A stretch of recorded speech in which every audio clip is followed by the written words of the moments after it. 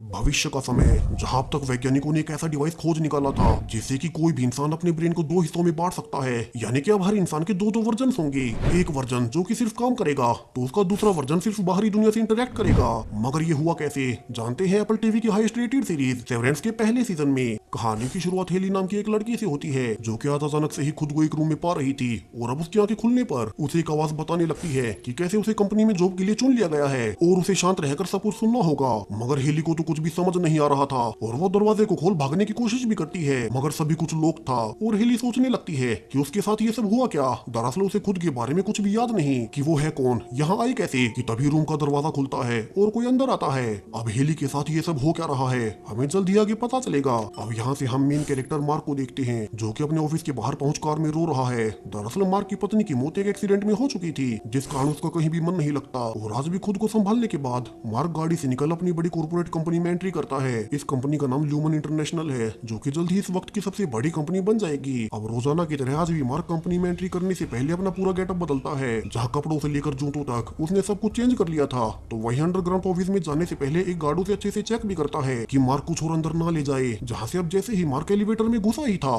कि उसके ब्रेन में एक प्रोग्राम एक्टिवेट हो जाता है और मार्क अब एलिवेटर से निकलने के बाद पूरी तरह से बदल चुका था। उसका बिहेवियर पहले से बिल्कुल अलग था और अब वो अपने ऑफिस रूम में आता है जहाँ 4 लोगों के लिए वर्क स्पेस बना हुआ है। यहाँ मार्क 4 और लोगों के साथ मिलकर काम करता, जहाँ की उन्हें सिर्फ कुछ ही नंबर्स को चुनकर सेव करना होता है। मगर आज कुछ अलग था, जहाँ से मार्क के अलावा उसके 2 और साथी ही आए थे। अब ये दोनों साथी हैं डिलन और जॉन। तो वही मार्क के ऑफिस में उसका बेस्ट फ्रेंड और उनका 4th मेंबर पीट आज काम पर नहीं आया, तो उनके ग्रुप का मैनेजर मिल्चिक मार्क को अपने साथ ले जाता है और उनके डिपार्टमेंट की हेड हारमोनी से मिलवाता है जो की उनकी पूरी ही डिवीजन को संभालती थी। और हारमोनी अब मार्क को बताती है कि कैसे उनका 4th मेंबर पीट आज से ऑफिस नहीं आएगा, जिसे सुन मार्क काफी ही दुखी था क्योंकि पीट उसका ऑफिस में इकलौता दोस्त था और अब वो भी ऑफिस छोड़ रहा है। मगर चूंकि पीट टीम लीडर था तो अब उसकी जगह मार्क को टीम लीडर की पोस्ट मिली थी, यानी कि उसका प्रमोशन हो गया। और अब मिल्चिक मार्क को एक रूम में ले जाता है जहाँ से वे उनके 4th मेंबर की जगह के लिए नए कैंडिडेट को सिलेक्ट करेंगे। और ये कैंडिडेट वही हेली है जिसे की हमने कहानी के शुरू में देखा था, जिस हेली को कुछ भी याद नहीं कि वो है कौन। और अब उसी दरवाजे से मार्क अंदर आता है और हेली को सब कुछ समझाने लगता है कि क्यों उसे कुछ भी याद नहीं, जहाँ वो बताता है कि कंपनी ने समझा कि कैसे लोग ऑफिस में काम करते हुए पर्सनल वजह से उस पर ध्यान नहीं लगा पाते।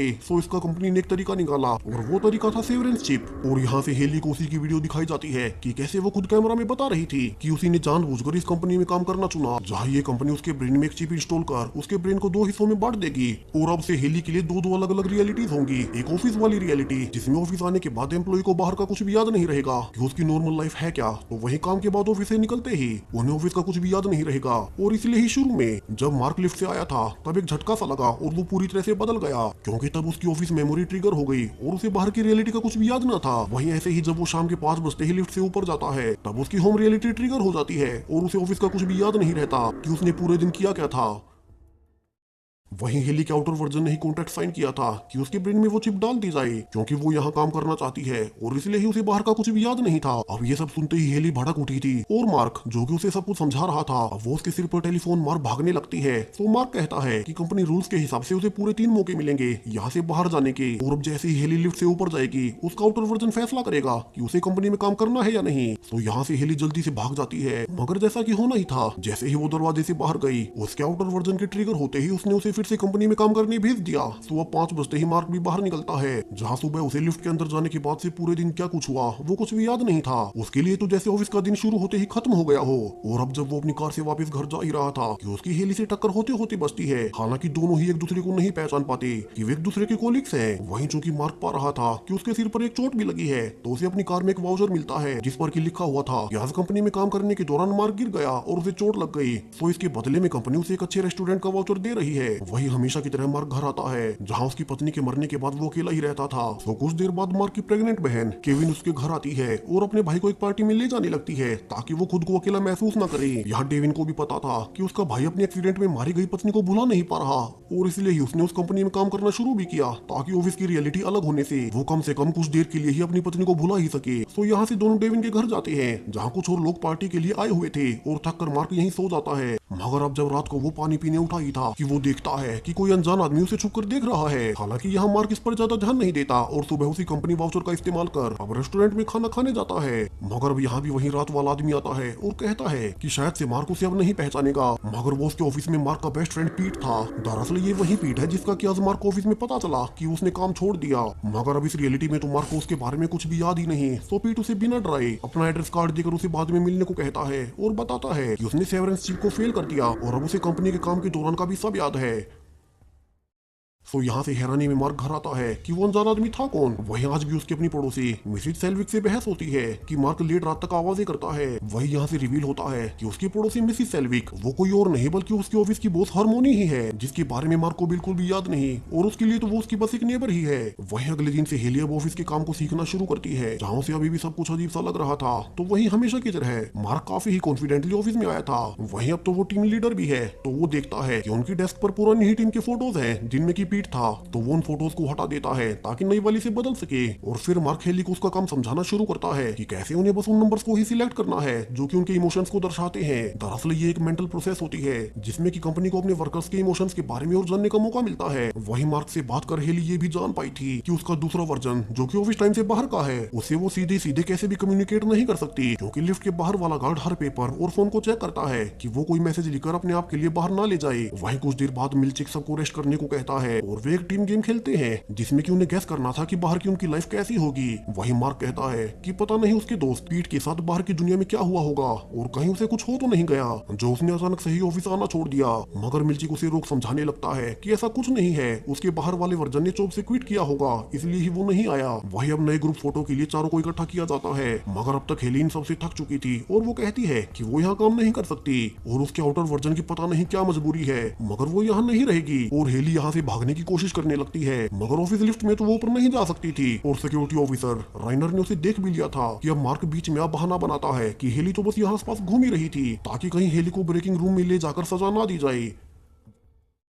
वही आज भी मार्क घर लौटा ही था तो उसके दरवाजे पर उसकी पड़ोसी मिसिस सेल्विक आती है जो कि असल में उसकी ऑफिस बॉस थी, जिसके बारे में मार्क को याद नहीं। अब मिसिस सेल्विक कल रात हुए झगड़े को लेकर माफी मांगने आई थी कि उसने मार्क को कुछ ज्यादा ही सुना दिया। तो अब अच्छे से सब कुछ सेटल करने के बाद मार्क सो जाता है और सुबह उसे याद आता है कि कैसे रेस्टोरेंट में उस अनजान आदमी ने उसे अपना एड्रेस दिया था। तो आज के दिन ऑफिस से छुट्टी लेकर मार्क उसी एड्रेस पर चला गया था जहाँ उसे एक पुराने घर में पीट फिर से मिलता है और पीट उसे बताता है कि कैसे वो उसका ऑफिस का सबसे अच्छा दोस्त है, मगर सेवरेंस चीफ होने से अभी मार्क को कुछ भी याद नहीं। वहीं जब उसे भी सब कुछ याद आया तो उसने पता किया कि किस तरह से ये कंपनी उनके साथ कितना गलत कर रही है। वहीं उसे पता है कि ये कंपनी और भी कुछ गलत कर रही है, इसलिए उसने ऑफिस में आना छोड़ दिया और वो पता करके और सारे सबूत इकट्ठा कर उस कंपनी को पूरी तरह से बंद करवा देगा। वैसे तो मार्क को पीट याद नहीं था, मगर उसे उसकी बातों में सच्चाई लगती है और वो उसे अपने घर की बेसमेंट में रहने को कहता है। तो वहीं उस चिप की फेल होने से पेट को काफी ही प्रॉब्लम्स रहती थी और धीरे धीरे उसकी मेमोरीज इंटरमिक्स हो रही थी। तो वो मार्क को फिर से समझाता है कि ये डबल लाइफ का आइडिया बहुत बेकार है और उन्हें भी नहीं पता कि वे अपने शरीर के साथ कितना गलत कर रहे हैं। हालांकि मार्क का भी मानना था कि ये प्रोसेस इतना भी बुरा नहीं, इसे कम से कम ऑफिस के समय उसे अपनी पत्नी याद तो नहीं आती, जैसा कि रियल लाइफ में उसे हमेशा अकेलापन महसूस होता है। तो वो आज फिर से ऑफिस चला जाता है तो वहीं घर पर पीट अकेला ही था और वो देखता है कि कोई अनजान आदमी मार्क के जाने के बाद उसके घर में घुस रहा है। वहीं उसे ऑफिस का भी सब कुछ याद ही था, तो वो पहचान लेता है कि ये तो उनकी बॉस हार्मोनी ही है जो कि मार्क के जाने के बाद उसकी घर की तलाशी लेती है। वहीं ऑफिस में हेली अलग अलग तरीके अपना रही थी ताकि अपने आउटर वर्जन को कन्विंस कर सके कि वो ये जॉब नहीं करना चाहती। मगर मार्क उसे फिर समझाता है कि कल तो उसने उसे बचा लिया और अगर इस बार गार्ड्स ने उसे ऐसा कुछ करते हुए देख लिया तो वे उसे ब्रेकिंग रूम में भेज देंगे, जहाँ का एक्सपीरियंस हर किसी के लिए काफी बुरा होता है। वहीं आज सभी को एक स्पेशल पर्सनैलिटी प्रोग्राम के लिए बुलाया गया था, जहाँ उन्हें पता चलता है कि उनके अलावा भी इस लूमिन कंपनी के और भी कई डिपार्टमेंट्स हैं और अब इसी प्रोग्राम का फायदा उठा हेली फिर से भागने की कोशिश करती है।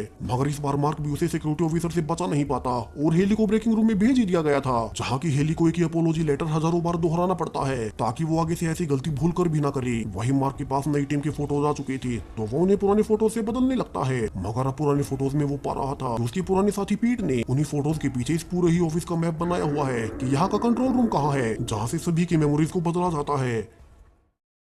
वहीं सी वक्त पीट एक स्टोर में गया था जहाँ के उसकी हालत खराब होने लगती है और वो वहीं गिर पड़ता है। तो वहीं जब तक वहाँ एम्बुलेंस पहुंच पाती, पीट ऑलरेडी दम तोड़ चुका था, जिसे कि मार्क भी देख लेता है और जल्दी से अपने घर आ पीट के यहाँ रहने के सारे ही सबूत मिटाने लगता है ताकि किसी को पता न लगे कि वो यहाँ छुपा हुआ था। मगर गलती से पीट का मोबाइल फोन यहीं छूट गया और अब उस पर किसी अनजान आदमी के फोन आने लगते हैं। वहीं अगले दिन दूसरे डिपार्टमेंट से एक और एम्प्लॉई बर्ट इरविन को अपने ऑफिस देखने के लिए इन्वाइट करता है, जिसके लिए इरविन मान भी गया था। तो वहीं हेली भी काफी बुरी हालत में वापस लौटी है, क्योंकि पिछले पूरे दिनों से ब्रेकिंग रूम में रहना पड़ा था। जहां मार्क उसे समझाता है कि आगे से हेली यहाँ से भागने की कोशिश ना करे। मगर अब जब हेली को पीट का बनाया हुआ मैप मिलता है तो वो कहती है कि वो अकेली नहीं, जिसे कि ये जगह पसंद नहीं है और उन्हें भी खुद से सोचना चाहिए कि वे यहाँ बंधक बनकर क्यों रह रहे हैं। उनकी आंख सुबह 10 बजे काम पर ही खुलती है और बाहर का तो उन्हें कुछ भी याद ही नहीं, तो उनका इतना काम करने का फायदा ही क्या। वही अब जब मार्क ऑफिस में आया ही था कि उसकी बहन और उसका पति एक बुक मार्क के दरवाजे पर छोड़ आते हैं, जो कि सेवरेंस चिप के बारे में थी कि कैसे ये लोगों के लिए अच्छी नहीं। मगर जब हारमोनी घर से निकल ही रही थी तो वो उस किताब को उठा लेती है और अपने ऑफिस में ले आती है, जहाँ इरविन बुक पर मार्क का नाम दिखता है और पूछता है कि उसकी ये किताब किसने भेजी। वहीं मार्क को तो बाहर की दुनिया से अपना कोई भी रिलेटिव याद ही नहीं था और उसे ये भी नहीं पता कि ये बुक यहाँ आई कैसे, मगर फिर भी वो उस बुक को अपने पास रख लेता है। तो वहीं हेली अभी भी हार मानने को तैयार न थी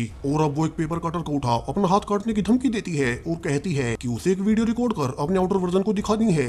ऑफिस वालों को ये मानना ही पड़ता है और अगले ही दिनों से उसके आउटर वर्जन का रिप्लाई भी मिल गया था। मगर आउटर वर्जन कहती है कि इस हेली को कुछ भी हो जाए ऑफिस में ही अपने काम को अच्छे से करना है, यहाँ से रिजाइन करने का तो उसके पास कोई ऑप्शन ही नहीं और उसके लिए ये बहुत जरूरी है। तो वहीं घर पर पीट का फोन लगातार बजे जा रहा था, मगर इस डर से कि पता नहीं दूसरी ओर कौन हो, मार्क उस फोन को रिसीव नहीं करता। वहीं उसके पास पीट का एड्रेस भी था, तो वो उसके घर उसके लास्ट रिचुअल्स के लिए जाता है, जहाँ वो अपनी पड़ोसी मिसिस सेल्विन को देखकर हैरान था कि वो पीट को कैसे जानती है। वही वो रियल में तो उसकी बॉस थी, तो वो भी मार्क के आउटर वर्जन को पीट के घर देख हैरान ही थी कि वो यहाँ क्या कर रहा है। और यहाँ से दोनों एक दूसरे से बहाना बना बात टाल देते हैं और मार्क पीट की पत्नी से मिल जान पाता है कि कैसे पीट पिछले कुछ समय से बहुत ही परेशान था। तो वहीं हारमोनी सबसे चुप पीट की बॉडी के पास जाती है और उसके ब्रेन से वहीं सेवरेंस चिप को निकाल लेती है ताकि वो चिप पीट की बॉडी के साथ जल ना जाए।